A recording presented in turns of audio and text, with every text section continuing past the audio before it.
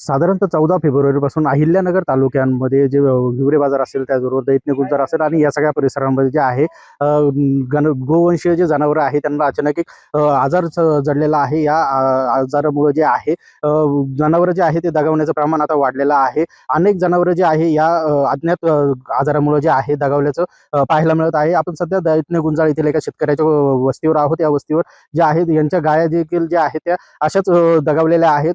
कारण जे आहे ते अद्याप स्पष्ट आहे. पुण्याची टीम जी आहे वैद्यकीय ती येऊन या सगळ्या रक्तांचे जे नमुने आहेत ते घेऊन गेलेले आहे. तरी देखील अद्याप याला नेमकं या गोवंशीय जनावरांना कोणता आजार झालेला आहे या अजून अद्याप स्पष्ट झालेलं नाहीये. तरी देखील आता या सगळ्या जनावरे अचानक दगावण्याचे प्रमाण वाढत असल्या कारणाने आता शेतकरी देखील आता हातभार झालेचे आहे. आपल्यासोबत शेतकरी आहे, आपण त्यांच्याकडून जाणून घेऊया. काका, नेमकं काय कारण आहे जनावर दगावण्याचे? काय कारण असं? काही कोणालाच कळत नाही. डॉक्टर लोकांना कळना, काहीच व्हायना. अचानक बसली का मराठी ते आतापर्यंत काही गाय मेल्यात आणि आमची तर लईच नुकसान झाली. आता काय सांगायचं तुम्हाला. किती गाया होत्या तुमच्याकडे आणि किती दगावल्या? 5 होत्या, 4 गेल्या, ही राहिली, ही जाणारच. ही बसलेलीच आहे, ही काय वाचणार नाही. डॉक्टरांनी काय सांगितलंय? काय उपचार चालू आहे? उपचार मग चालू आहेत. रोज 1000-500 रुपये जाऊन उपयोग नाही होत. त्याचा काय करावं, डोकं चाला. साधारणतः किती लिटर दूध या सगळ्यातून उत्पन्न होतं? ह्या सगळ्या गायचं 100 लिटर दूध होतं, जवळजवळ 80 ते 90 लिटर. पर दुधाचं चहाला दूध नाही राहिलं, कोरा आहे. सध्या इतकी अडचण आहे तर शेतीतूनही रुपया नाही आणि दुधाचाही रुपया नाही. कसं करावं असं चाललंय.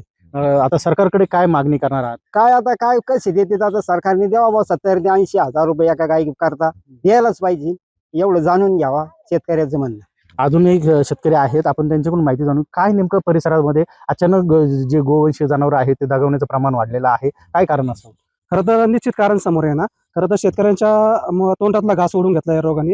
कारण की शेतीतूनही उत्पन्न भेटत नाही आणि त्यांचा जो काय जोड व्यवसाय होता जो गायांचा, तोही आता बसायला लागलाय.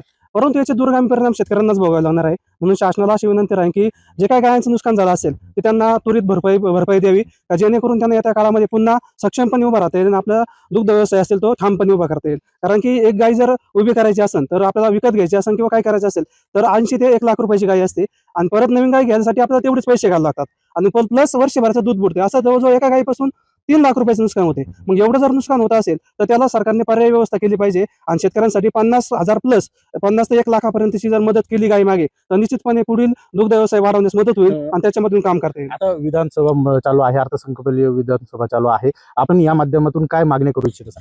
खरं तर सरकारने सगळ्यात अगोदर बाकीचे विषय जरी आहेत त्याचबरोबर हा विषय लवकरात लवकर मार्गी लावला पाहिजे आणि शेतकऱ्यांना आर्थिक मदत सगळ्यात अगोदर केली पाहिजे. कारण की एक गाई आजारी जरी पडली तर तिला आता 10,000 पर्यंत खर्च येतोय. प्रत्येक डॉक्टर येतोय, प्रत्येक चेक करतोय, औषध देतोय आणि ते पैसे घेऊन जात आहेत. परंतु गाई कुठल्याही प्रकारची बरी होत नाही आणि तो गाई एकदा बसली तर पुन्हा उठत नाही आणि मरून जाण्यास ती सक्षम होऊन जाते. म्हणजे ती मरण्याच्या दारात गेलेली असते पूर्णपणे. म्हणून त्याच्यावरती आर्थिक मदत तातडीने देणं फार गरजेचं आहे. नक्की जे आहे या सगळ्या परिसरांमध्ये अहिल्यानगर तालुक्यातल्या ज्या परिसरांमध्ये जो गोवंशीय जनावर दगावल्याचं जे दगावत आहेत त्यावर लवकरात लवकर उपाययोजना करून जनावरे जे आहेत त्यांना निदान करणं महत्त्वाचं असल्याचं शेतकरी सांगत आहेत. गिरीश रासकर, जय महाराष्ट्र न्यूज, अहिल्यानगर.